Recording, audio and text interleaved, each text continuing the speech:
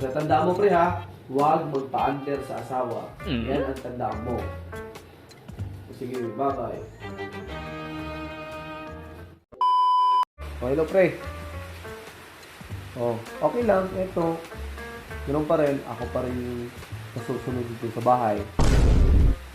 Ganun talaga. Dapat hindi ka magpapa-under sa asawa mo. Hindi lalaki ka. Dapat ang mga lalaki ang susunod sa bahay. Ganun talaga yun, pre. Mahina lang naman yung mga babae. Wala naman lakas yan. Tayo mga lalaki, lalakas natin.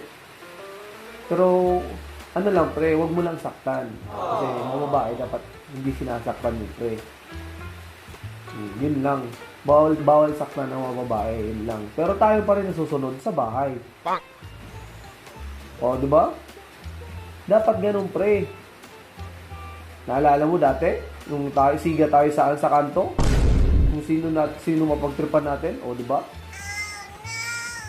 Di ba? Ganun talaga, pre. Dapat, kahit sa bahay, siga pa rin tayo. Tayo nasusunod. Kasi tayong lalaki. Di ba?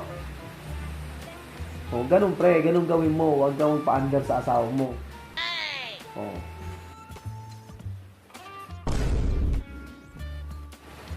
Pagka ng asawa ko, may dalang regalo. Siguro, sapatos to. Sige, pre. Sige, pre.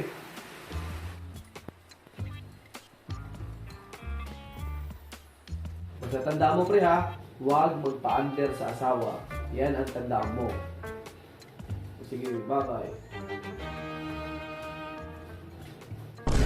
Ayaw, di ma.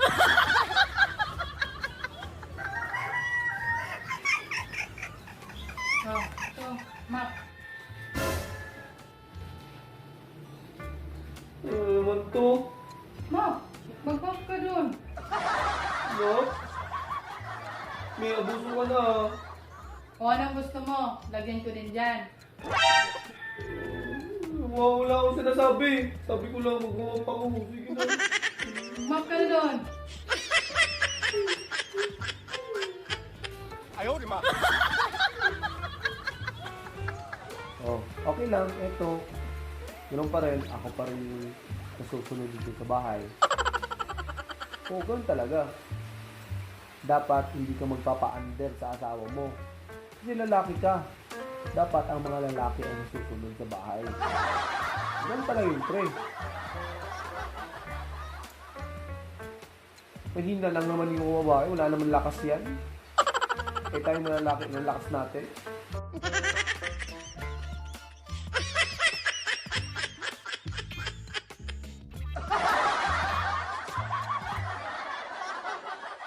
Hi guys! Mamimigay na naman tayo sa magla-like and share sa video na to kasi nanalo na naman tayo dito sa PH Love. And guys, meron din kasi dito guys na sports betting. And guys, ito siya guys Ayan.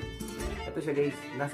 Scroll down mo lang sa baba. Ayan, makita mo tong sports betting and then click mo yan.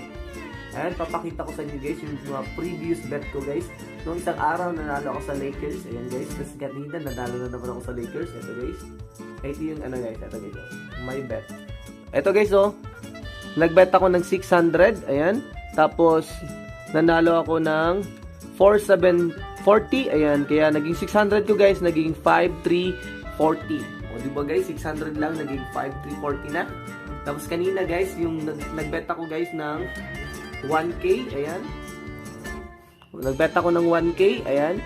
Tapos nanalo ako ng 3,720. Di ba guys? Matataas kasi as dito sa PH Love guys. Kaya ano pa hinihintay nyo? Mag-bet na kayo dito sa PH Love. Nasa comment section yung link. At syempre guys, na-withdraw ko na yung pera ko. Ayan, ito siya, withdrawal record. Ayan guys. Ayan, 7 days. Ayan guys. Ayan, na-withdraw ko na guys yung mga panalo ko. Ayan. Ano pa hinihintay nyo guys? Nasa comment section.